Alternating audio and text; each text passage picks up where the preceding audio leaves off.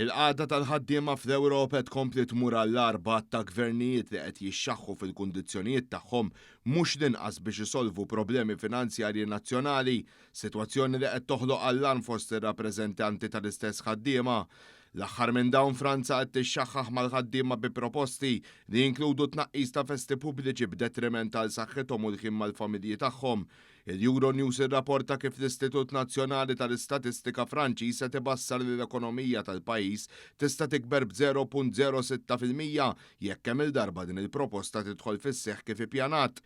Analiżi mill-istess sit tal-aħbarijiet dwar l-ammont ta' festi pubbliċi fil-pajjiż ukoll tgiddeb l-argumenti tal-gvern li l-Franċiżi għandhom fost l-akbar ammonti ta' ġranet ta' mistrieħ. Sal-lum dawn diġà jaħdmu 3 ijiem iżjed mill-Maltin. Pereżempju waqt li f'pajjiżna wkoll qed nerġgħu ngawdu l-btajjel kollha li jaqgħu is-sibt jew il-ħadd li jiġu kumpensati b'ġurnata oħra rif. Jekk din il-proposta tal-Gvern tal-Prim Ministru Bayrou tidħol fis-seħħ Franza tispiċċa mal-inqas pajjiżi fejn il-ħaddiema jgawdu btajjel pubbliċi.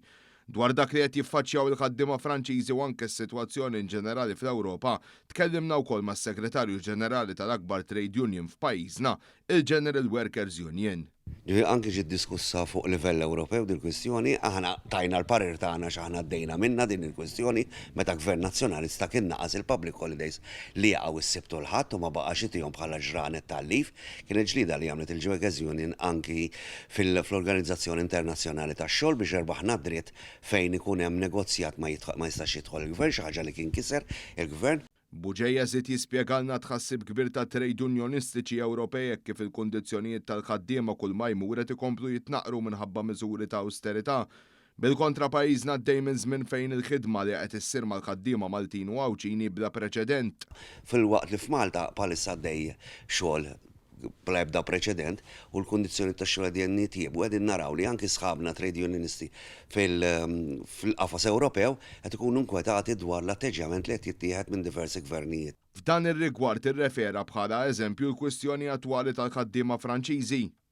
Ovvjament qed naraw lil Franza li għandha djun kbar u qed tipprova tixxaħħa u ġib l-interess tal-flus qabel is-saħħa u l-well-being tal-ħaddiema u ninsewx li l-public holidays li jiġu huma parti miż-żieda tal-lif li jkun hemm biex ikun jista' jistrieħ l-impjegat.